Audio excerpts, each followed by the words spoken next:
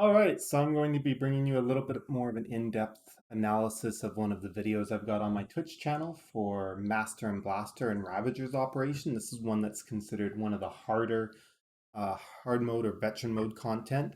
Master and Blaster, the only hard mode that's kind of considered harder is Revan.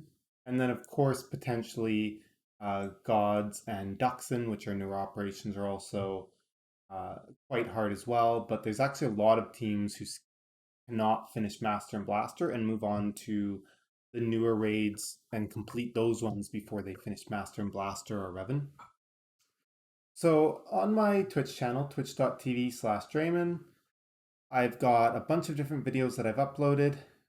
We've got a few different things. I've got a highlights, Master and Blaster Phase 1 and 2 tanking. This is from a Guardian tank point of view. I had created that to share with somebody. And also at that time, we couldn't clear Phase 2. So that's all I had at the time. And then I've got one that's just simply Phase 1 tanking that I can share as a quick, 3-minute. This is how you tank Phase 1. General idea. It was done on a Guardian tank, but the idea is pretty similar. And then I've got, video of saying, hey, we finally made it to Phase 3. And then I've got a little funny video, fails in me. We were having a night of, yeah, lots of interesting stuff going wrong. So, anyways, so here is my first clear of Master and Blaster. I'm going to start watching this video. Let's just drag a little further. And so on this one, I'm on the Imperial side. I'm going to be tanking Blaster for the entire fight. I am on the Guardians, so I'm a Juggernaut, I believe is what it is. You'll notice that nobody stands too close under the boss because you take trample damage if you stand too close under the boss. I was pretty lazy in this one. I didn't necessarily avoid the knockback all the time. Notice how I got stuck right there. That was something that was critical. A lot of people die because they don't know how to handle getting stuck. So if you are using your movement keys while in midair, you will be stuck when you land. And what you need to do is stop moving, jump, and then you can move again. And the important thing is move straight across parallel to that fence to get out of the knockback as quickly as possible. Or if you'll have your leap up with unremitting, you could choose to leap in, take the knockback, and then not get knocked back thanks to your unremitting. The downside to that is it probably won't be ready for the next knockback and you'll have to get knocked. Of course, if you're not taking the unremitting or you have no way to cheese the knockback, just make sure you get out of the way. If you take that knockback without being back at the boss, you are dead. If both tanks get knocked back, you're dead. So that's very important to know about that. A little bit there. Just make sure that you're getting back in time to avoid the knockback. Even if it means running through a giant gold circle in the middle, it would be worth it. So again, this fight, I'm not too worried. I'm just doing my tank swaps, making sure that I taunt after every knockback. I'm watching the patterns. I see that area where I want to get knocked back now has a pattern in it. So I'm going to swap sides, hold the boss the other direction. We don't swap until after this knockback happens. Again, I get myself stuck. I stop and I jump. And this time I was able to do it quickly enough. I'm not worried about needing a more direct route because I caught it quick enough. So again, doing the tank swap here, phase 1, very simple as long as everybody knows how to move appropriately. Again, pattern change, I have to move. We tell everybody to swap. They need to get out of this corner and I'm preparing for my knockback. Angle is key. You don't want to knock back the players who are standing behind the boss, and you don't want to have an angle that if you take the knockback, you get hit into the electric fence. So you have a small window that you can appropriately do your knockback, but that angle becomes pretty easy to learn. So it's just rinse and repeat, watching out for those pattern changes until phase 2 gets pushed. Some groups, phase 2 just got pushed, calling the boss here. Some groups will wait to time the pattern changes with the boss's health. That's very helpful, very useful to time those pattern changes for weaker groups. Stronger groups, it's not as big of a deal. They can reposition, they can make do. People are taking less damage, or healers have more room.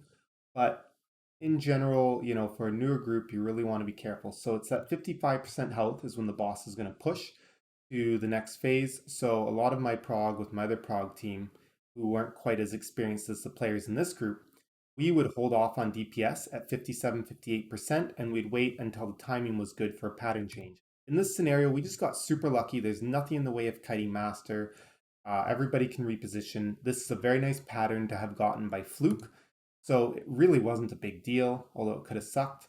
Now I got to take the first knockback pretty soon here, so I'm going to run back. and I'm going to leap in so that I don't get knocked into all those circles of damage. So I took a bit running back, but avoided more damage having to run through them for long. Tanking this, he does a lot of attack with these auto cannons for 20 to 40k, depending on if they crit or not. They hurt, but they're not predictable and easy to time as a defensive, so I generally just save my defensives for this. Now, it's a force and tech-based attack, so as a Juggernaut or Guardian, you don't have a lot of good defensives against it, but it's the most predictable damage that you can mitigate, and you're still going to take auto cannon attacks after it, so it doesn't hurt to save it for there. The general idea is you just keep them facing away from the group. If you need to adjust to avoid getting knocked into a gold circle, then you'd want to be watching the screen behind you. Instead, I stand at this line that's the 10-meter range here, and I just wait to use unremitting to do the jump to avoid the knockback. Master goes up, we do Rain of Pain. I want to hit the boss as much as I can with the abilities that give me damage mitigation. So, creating that absorb shield on myself, getting the 3% damage reduction from Saber Strike, using your riposte, using your, forget what it's called on the imp side, the other one that gives you damage reduction. So you want to use those abilities. I don't think awe matters so much, and it's not really useful in that phase. But that's why I stay as close to him as I can. He takes no damage, but I want to stay near him and I want to hit him just so that I'm getting that damage reduction whenever possible, making sure I'm moving out of the way. Again, very simple to tank Blaster. This is the hardest part, is just making sure you don't die to overwhelming damage, which is, you can do a few things to mitigate your damage, but a lot of it comes down to, being able to avoid this knockback really helps your healer out. Not being out of range, not getting knocked into a gold circle is super important. You notice I just stand here and chill out. The damage check's not that bad. There's no real reason. The main thing is try and stand as close to 10 meters as you can so you don't outrange your healer, and make sure you don't stand under the boss and take trample damage. But you have no problem holding threat. You've got so much threat built on him from all the tank swapping that happened in phase 1, and you can just taunt at range on cooldown. We go into phase 3. The other tank's going to hold Master until he dies so that he can have all of his stacks fall off from death. Because all these blue stacks that you gain, right now I've got 2 stacks, that's great. We've got the purple debuff, which prevents this ability right here from the boss from knocking us off. It goes out, we lose our purple debuff, he turns Master back, we get our purple debuff back. So that prevents us getting sent flying, knocked off the platform and dying. I'm just going to pause here to go over the stacks again. You can see the other tank, Tal'Darim, has 20 stacks so far from Master. The damage that Blaster does, AoE damage, is all damage is increased by the stacks you have, this blue stack. So the less stacks you put on everybody, the better. And if you try and do a tank swap so that one tank doesn't get too many stacks, the best point is around 20 stacks. Because at 20 stacks, your healers can still handle healing the tank with the stacks if they're on Blaster. And you'd only use this option if you have no combat res available. Otherwise, much better to let him die. Once he gets to like 30 stacks, which he's going to hit right away here, notice how he didn't turn him into the group? We all had a purple debuff. No need to turn him into the group. We don't need it. No reason to give us extra stacks. Now he's going to turn him in the end here, and he's going to die real soon as he's at 40 stacks.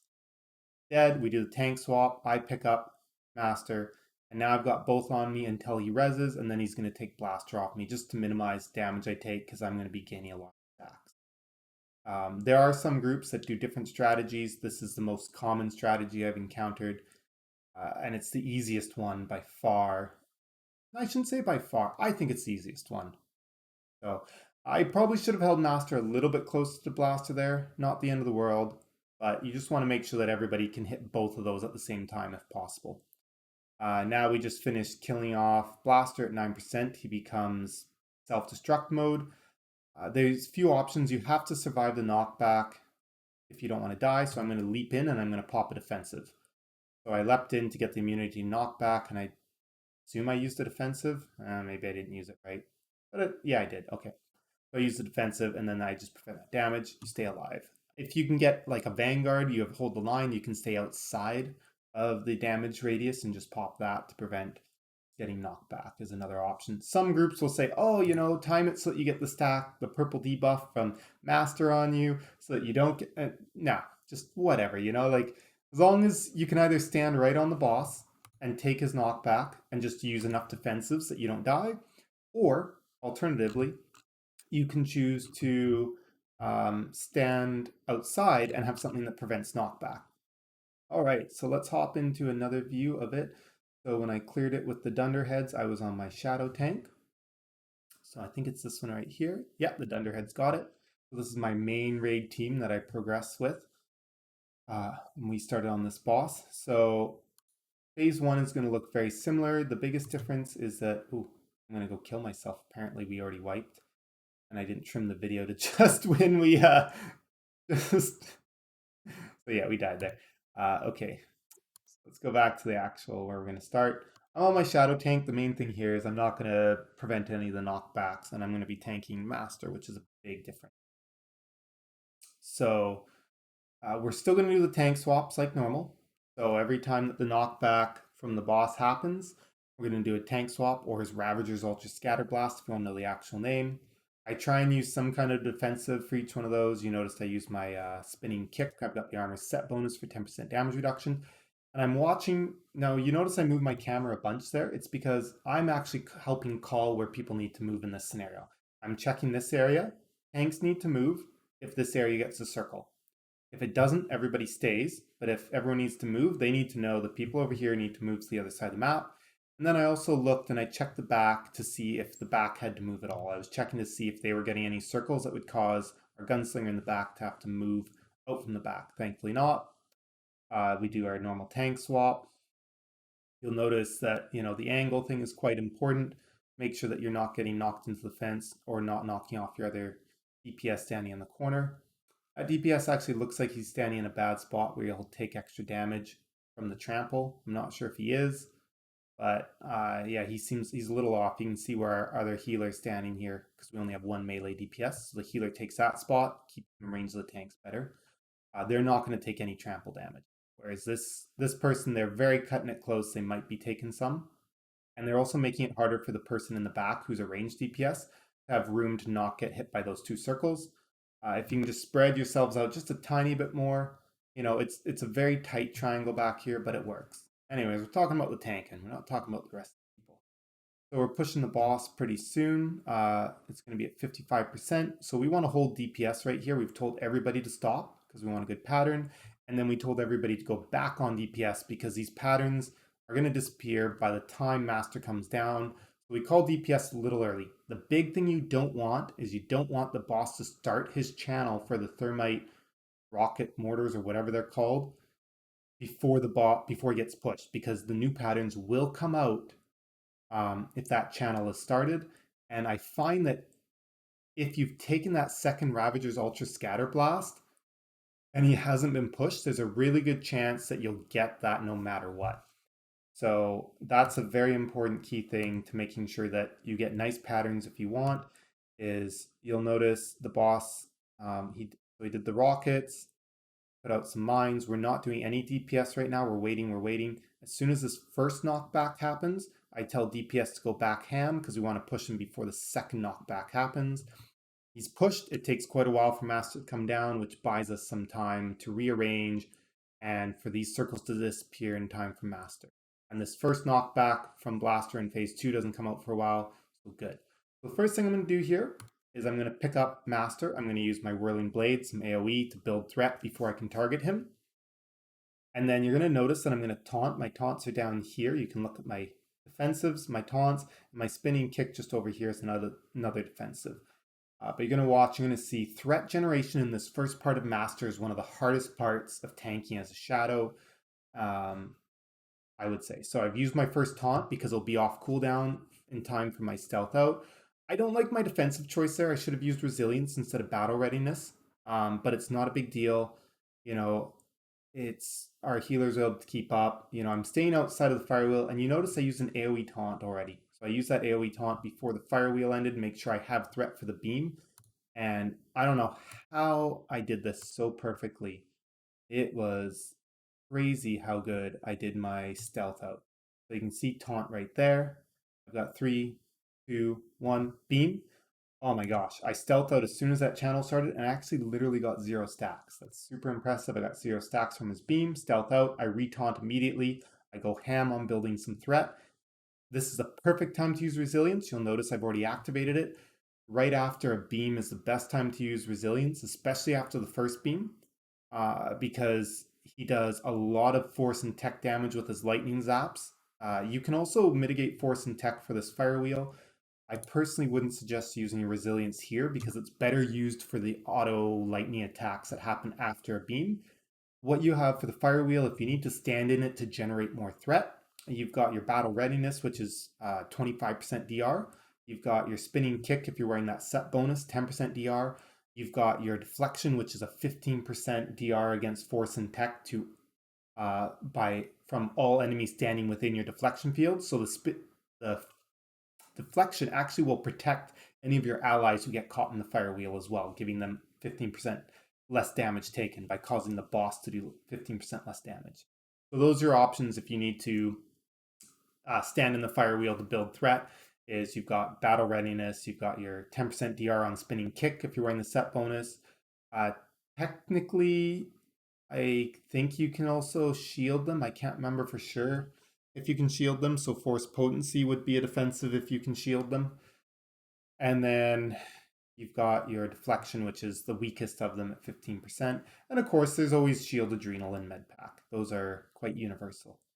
So in this case, what I want to point out, again, we'll go over this as we go through it again. He came back down where he jumped up. Let's actually back up a little bit more. So, okay, so I stopped. I got the first resilience after the first beam to prevent that damage. And he's going to start his second fire wheel. I've been building a lot of threat here. As you notice, I now have a taunt up, but I want to save that taunt for after I stealth out. So here, I'm going to want to make sure I still have threat. We've done this enough times, and I know my group well enough to know I'm going to keep threat, which is good. I didn't have to stay in and take the whole fire wheel. You see I stealthed out, and I gained 1 stack from the beam. Not quite as good, but still very good. And we're about to push him up. I find that he doesn't auto attack with lightning beams as long after the second beam because he's doing his carpet bomb, rain of pain, whatever you want to call it. He's doing that right after the second beam. So generally I use resilience after the first beam because after the second one, it seems like a much shorter phase of taking damage. And usually healers can get a little bit caught up on healing during this phase as long as your group is good and doesn't mess up. But this phase can be very challenging for DPS. As a tank, you're just making sure you're staying out of everyone's way, and then you run back to where Master jumped up so that you can pick him up as soon as he comes down. And you just want to build threat. Now, we've reset everything. I can use my taunt, as you see, right at the beginning. The same as the first time he came down. I've got a nice big fat threat lead, so I didn't really need to stay in the fire wheel. But this time I just chose to stay in it to build some extra threat, and I used resilience to take 0 damage. I'm not a big fan of that choice looking through this video, but we cleared it. It still worked. Wasn't a big deal. One thing I want to mention about how the threat works. So the first time he comes down, each time you taunt, you either get 10% more threat than the DPS who has the highest threat, or 30% more. If you stand more than 4 meters away from the center of the boss, you get 30% more threat. At the beginning of the fight, say you're stealthing out and taunting when there's 400,000 threat generated. Now that's a very low number compared to what would be real, but 400,000 threat, 10% of that is 40,000. Well, one force pull is 40,000. A DPS can generate 40,000 threat in 1 or 2 attacks. So it doesn't give you a big threat lead. A little bit later on, you have a 1,000,000 threat built by the DPS. While you taunt off 1,000,000 threat, say that you did the more than 4 meters, you get a 30% lead. That's 300,000 threat lead. 300,000 threat from DPS. If you're looking at them in scaled content like this, doing about 13,000 damage a second, that's a lot of threat lead. That is 30, 25, I would say about 25 seconds. And, if we just do the simple 1.5 GCD, which most players are going to have slightly faster than that, even at 1.5 GCD, that would be 12, 13 GCD. So you can safely say you have about 10 GCDs of threat lead built if you taunt greater than 4 meters when the DPS have already built a million threat. Yes, 1,000,000 threat. So as the fight goes on, the DPS are continually hitting Master, their threat's higher. So the second time around when he comes down, say that the DPS are now up to 2,000,000 threat generated. I can't remember the actual numbers, but say they're up to 2,000,000 threat on Master specifically. then you'd be in a great place. I'm sure they're not that high the second time he comes down, but building, if you can stay that more than 4 meters away and you get 600,000 threat lead, that's huge. That's, you've got 20 GCDs of threat lead. That's humongous. So you build yourself this bigger buffer because the way that taunts work, especially if you make sure that you stand more than that 4 meters away from the boss when you taunt. So the second time he came down, I built a huge threat lead when I did this first taunt here. So, uh, okay, so let's go back. So here we go. So I'm a little too close to him right now to build that. Right there, you can see I would have only built the 10% threat lead because I was standing right on top of him. It's still better than nothing to get that 10% bonus, but it's nowhere near as nice as if I backed up a bit. So I'm going to be outside the fire wheel. I was checking my targeted target. I still had threat, so I didn't AoE taunt there to build more threat. A little bit risky, but again, I'd been progging with this group a whole bunch, so I knew what to expect. Potentially you might need to use an AoE taunt here, but since this is second time down, you should have enough of a threat lead from taunt that you shouldn't need to, but you do have it available if you need it right there before the fire wheel ends. So I had threat, I stealthed out. Now you can see my 2 cloaks, I'm down to 0 charges. I've used up all my charges from my 2 cloaks. I just popped resilience again for the phase F. Well, actually, I popped resilience during the fire wheel that time. But so now I've got still got a taunt up, which is great, So I've got that emergency taunt in case I need it. And I'm just going to try and mitigate some of the damage from his auto attacks and make sure I'm far enough away from the group that I'm not going to hit them too much with that fire wheel when it starts. So I'm going to kite into the middle. His fire wheel starts right after the pattern change. It's very predictable, the timing on stuff. Um, what I was going to do there, I hovered over my taunt but didn't taunt. So I've still got threat. So, but we ended up pushing him. Our group usually has the DPS. We push him after 3 wheels. You notice that my stealth isn't ready.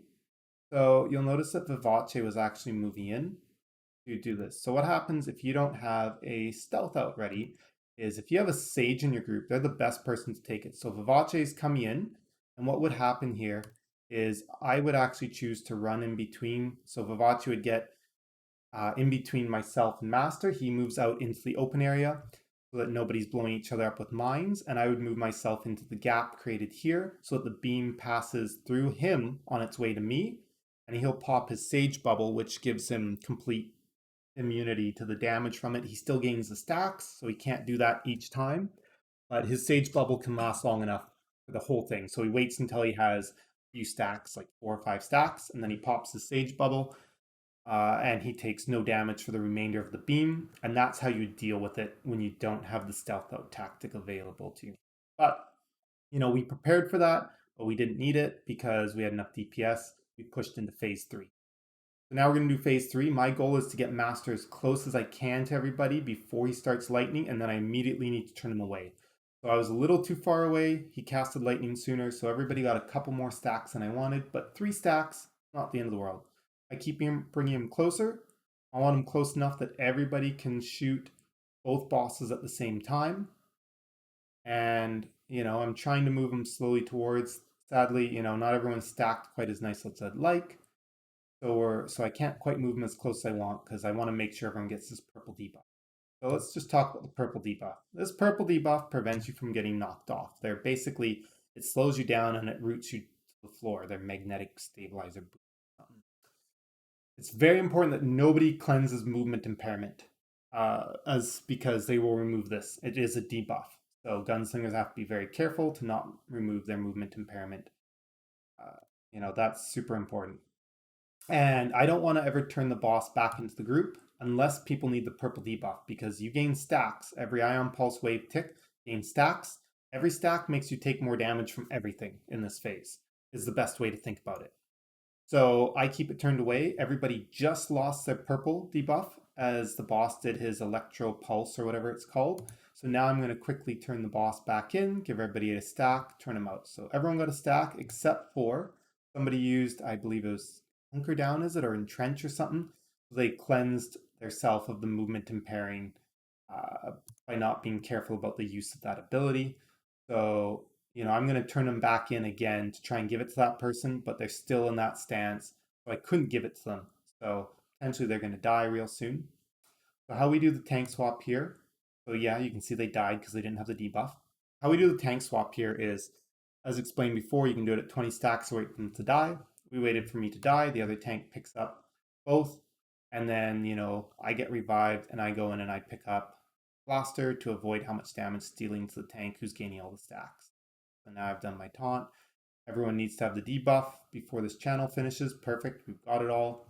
Stacks got really high there. I think it was mostly when I died that the group gained most of their stacks because we weren't quite prepared for turning the boss fast enough out of the group. But, it's something that's manageable. 20 stacks, it's hard on the healers, but we're so close to pushing that it's not a big deal. So again, we all have the purple debuff when Master goes up. Blaster just does his knockback. It removes it all from us, so but we've got him low enough on health. We just need to get him to 9% before he does another knockback to survive. So we push him down to 9%. And here I've got nothing to prevent knockback. So I'm just going to stay inside the damage area. And I'm going to pop some defensive abilities. Oh, apparently I had something to prevent knockback. Weird. Did I prevent it there? I'm just curious now. How did I do that? I don't know. Oh, what? How did I prevent knockback? What ability? Not resilience. Not battle readiness. Whatever. Who cares? Cool. I didn't get knocked back. Maybe it was force speed. No, I don't know. Screw it. Anyways, that is a Master and Blaster fight as seen from both tanking positions.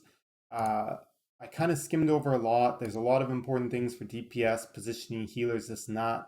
But, considering I did this as a tank, that was my focus. And now let's go back into Cortani Pearl and Rugarr.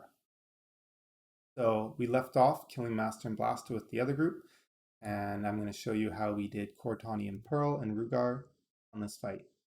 So, wow. So what we're going to do is everybody's going to stack up on Cortani to deal with the Ricochet shot, which turns into Split City mechanic, and I'm going to take Pearl away from the group and keep Pearl on me as much as possible. So I'm just going to pause when we see Split City go out, and then we're going to discuss that mechanic. So everyone needs to go and stack on the boss. Some people weren't, but they should be. And Ricochet shots being cast. Split City is now out. So now the person who gets Split City or Ricochet shot, they get 2 debuffs placed on them. The first one is this guy. Looks like he's kind of doing a backflip, getting knocked backwards, blue background. Double down. The general idea is you do not want to be in the group when you have double down. If you get 2 stacks of double down, you die instantly. But there is one exception. This person also has Split City. So these 2 blue laser plasma beams that are kind of reddish on the tip, that's Split City. As long as you have Split City, you need to be around people to share it with or you die. So every 4 seconds, I believe, it shares 1 stack with another player who will get double down debuff. So anyone with double down needs to move out of the group, except anybody with Split City has to stay in the group until their Split City goes away, and then they immediately move out. So the first stack is shared now, and that's real. They have to get out of the group, and the second stack now goes to Ard. Ard needs to get out of the group. Now we have 3 players. The Split City debuff went away on the player who got it first. 3 players now have double down. They need to get out of the group, or they will probably die when the next person gets Split City. So, of course, Pearl becomes untauntable for a certain period of time, and I just have to wait until she's tauntable and taunt her again. Now, Chani, Light, now has Split City, and they get their double down, so they stay in the group to share it. As you can see right now, Art is out of the group, so he should be safe and survive. But if you look for Gemini and Riel, well, I'm not really sure where they are, so my guess is that at least one of them is going to die now because they're probably in the group. So we watch the debuffs going out. So here's deck guns, another mechanic. Deck guns, you just find the safe spot. In this case, it's nice that there's a safe spot where the boss is. Everybody can stay stacked there. They do quite a bit of damage, so it's very important to get out of them. But it's very hard when you're trying to share Split City to make sure they get shared properly. You'll also notice that Roasted now has a double down debuff. Gemini has lost their double down debuff. So Roasted needs to get out. Gemini needs to get back in the group to be able to share these stacks from Split City. And we all have the fire grenade on us, this fire icon. Technically, you cleanse it by clicking these panels here. Blue circles spawn in, you walk in circles. Don't do that. Just heal through it. It doesn't do enough damage to be worth doing that extra mechanic. Just heal through it. So the second stack of Split City is going to get shared very soon. And Roasted ended up not getting out of the group. So they ended up getting another stack of Double Down, and they killed themselves by not getting out of the group when they had Double Down. And you can see Double Down has now fallen off of. So once Split City finishes, everyone from the previous one has lost theirs, and now they move back in the group. Chain Lightning has to move out. They're the only one now with the debuff. So fairly simple. It can take a little bit of conflict coordination. So Ari just got Split City and Double Down. Let's see, he passes to Riel first. And then he's going to pass the other one to the deck guns. Everyone's got to move out for deck guns. And he ends up passing it to Chain, who happens to have just gotten rid of theirs from the previous time that they had Split City. So you can see right now, Chain is not actually out of the group, which is very risky. They could die. And it was just by pure luck that they didn't get past the first stack here, considering they were still in the group. But now they're back in the group. You saw Riel run back in the group as soon as theirs disappeared. Chain got the second one. Now, okay, so we keep going. Now, Classifieds now has the Split City. You can see Art is the only one who's standing out, so he's fine. But we now have two other players who are potentially going to die because they already have Double Down debuff and they're not out of the group. But we push the boss right there. We kill her. Chain dies because, again, he wasn't out of the group while he had Double Down debuff. So we're going to finish killing Pearl. Pearl is enraged here. The tanks take turn using defensives and taunting her whenever possible. Does a lot of damage, but you've got everybody, hopefully everybody, doing DPS. And Pearl dies pretty quick. And then you get a nice break where you can res people after this part. There's no forced timer to move on to the next part of the fight. So you're going to see that we're going to take a little bit of a breather just to res everybody up and get our whole group up before we go on to the next phase of the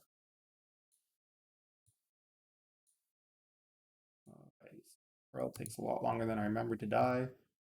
And now we're waiting to res all the people who died. You can see we can't use combat res, so we're going to be using a stealth res or waiting for our combat res to cool down. When you stealth res somebody, there's a chance that they will be able to res somebody else as soon as they get up because they're not put in combat immediately. So quite often you can just keep resing people one after the other. And so we managed to get our whole group up without having to wait for the combat res to come off of cooldown. Now we've got our whole group up, and we're going to proceed on to the next part of the fight where we encounter Rugarr. So we start off with killing some trash mob. Nothing to note about these trash mobs other than you just kill them. Rugarr has a few interesting mechanics. As a tank, you want to do a tank swap on the dot that he applies, the poison dart. As soon as you get a second stack, you need to do a tank swap. You do not want to get more than 2 stacks because it actually does end up doing a lot of damage. You can swap with 1 stack. But I prefer 2, like as soon as you get your second stack to do the swap. I also find that tanks should eat those mines just to clear them out of the way. As long as you don't have multiple stacks of the poison dart debuff, you're going to be fine. And you can eat those mines and clear them up without a problem. So my co-tank just got the second stack, so I'm going to taunt. I take the boss now, and it's my turn to tank the boss. So the boss has a couple other things you need to watch out for. So they'll do the little mouse droids. They do a lot of damage, and it's AoE damage.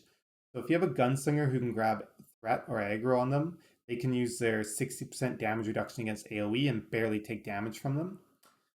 It can be a little challenging because usually healers have the aggro. But the mouse droids, they are very threatening. They can do a lot of damage. Make sure everyone's spread out so that you don't take that AoE splash damage, and preferably have a gunslinger who can pick up threat on them by using just a basic AoE attack or hitting them, target swapping, and then using their 60% damage reduction on AoE to make it almost a pointless attack. So you can see a mouse droid just went over on this part of the screen and blew up. And we're still doing our tank swaps. Now, the other thing is the hostage situation. We already saw the red text for a hostage situation once. The hostage situation, it's very important that you're not doing damage during it, because you will kill the players taken hostage if you're doing damage. Also, any dots that are still on the boss will deal damage. So cull, it happens after every 3 culls. So what would happen is you would actually want to be very careful when you know it's going to be the 3rd call. If you have any dots, don't reapply any. See, I keep blowing those up. So here is hostage situation just happened again. As you can see, he does his knockback after that previous call. Call is every 20 seconds, hostage is every 60 seconds. So the timing might be a little bit different each run, but in general, it'll be a very similar amount of timing after the call. So usually if you stop your dots as soon as you see a call come out, you usually have enough time that they fall off on their own before the hostage situation actually starts. And then for everybody else, as long as they've got the experience and the discipline, they can use non-dots to deal damage to the boss for quite a few seconds after call, 5 or 6 GCDs without any risk. So there was one call. I think we're going to push the boss before another hostage situation that's possible. Most droids just went out on the right side of the screen. Again, they're very damaging. They're the hardest thing to deal with as outside of hostage situation, because the tank swap makes the poison dart very easy to handle, and the fact that the off tank can blow up these mines makes the mines very easy to deal with, because they don't do a lot of damage if you're not already taking a bunch. So here we see the second cull going out. But yeah, we're definitely on track to push the boss before hostage situation, as he pushes right there, and we don't get the second. So we'll rewind our video a little bit to look at that hostage situation yet again, as that is a very important mechanic. Some people like to use the nice try, I believe is the audio cue that he says, and bringing out most droids. They like to try and use that to keep track of how many culls they're on, because you'll generally get 2 sets of mouse droids, but it's not quite as reliable. I have a way of keeping track of that call to figure out when hostage situation is happening. So turn on some audio. Nope. Weird. I don't know why there's no audio. I must have forgot to record audio on this one. Oh, there we go. So the call comes out, and then I can't remember, not sure which call we're at. I think this is the one right before the hostage situation though. Yep, so there we go, the hostage situation. You can see all of the damage that was absorbed. I took a lot of damage really quickly as soon as that hostage situation came out. And I'm going to guess that the majority of all these red ticks are because of dots that are still on. So watch again, and you'll just see light up with a whole bunch of absorbed. If this hadn't gone on a tank, they probably would have died. So if we look down here, you can definitely see that there are some dots out. Weaken Mind, Crush Mind. I don't know my Imperial side as well, but it looks like there's a couple of it looks like there's more than 2 dots on there. It looks like there's at least 4. And then yeah, so that was pretty bad. If it had gone on a DPS, they probably would have died. Whereas thanks to being a tank, I just avoided most of that damage from those dots still being active on the boss. So, if we want to really go back and we want to look at this in detail, you can see, oops, let's go there. I want to see, where they're kind of refreshing these dots. Right? So we just saw refreshes from the Sage on those dots right there, or Sorcerer, I should say. And then if you look here, they're getting really close to needing to be refreshed again. You see that at least the Sorcerer ones I'm keeping track of, they're just about in the point in the rotation where they'd refresh them. And then you're going to see there's the cull. And you know what? They should have refreshed them just a couple seconds earlier before that cull actually happened. They actually fell off, and then they applied them after the cull. So that was really unfortunate that they did that. They didn't have the dots on, and if they had noticed, they could have actually not applied them at all as soon as that call started. So you see they actually put them on during the call, and I think I see another dot that also went on during that call channel. So if we look, see how close they are to expiring. Either way, they still would have gotten me during the hostage situation, or whoever was taken hostage. So it's not a perfect thing, but in general, as soon as that call happens, don't put any more dots out. And if you really want, just take the time to right click your dots off the boss if you can get to them. That would be even better. I know it's pretty hard. But again, that hostage situation can be pretty bad when there's enough dots on the boss. Somebody will just die no matter what. So, yeah, so there you go. That is how to do Master and Blaster from a tank perspective, as well as how to do Cortani, Pearl, and Rugarr. I hope that you learned some interesting things from here and that this really helps you out.